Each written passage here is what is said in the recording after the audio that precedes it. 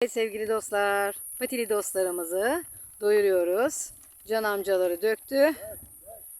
Can bekleyelim mamalarını. Karılar doydu zaten ki.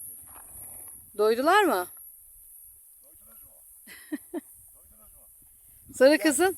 Yiyen kaçıyor bak. Evet, sarı kızın şeyi oğlu değil mi o? Evet. Sarı kız. Bak, çok benziyorlar. Karıştırıyorum ben bunları. Bak yiyen gidiyor. Aynen. Kavga yok etmeden. Evet, gitti. Karı. Gel. Gel. Gel. Gel. Hadi yiyin bakalım. Hadi bakalım. Doyurdular karılarını.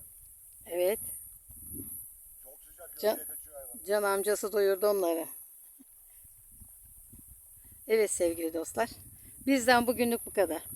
Hoşça kalın, sağlıklı kalın, kendinize dikkat edin.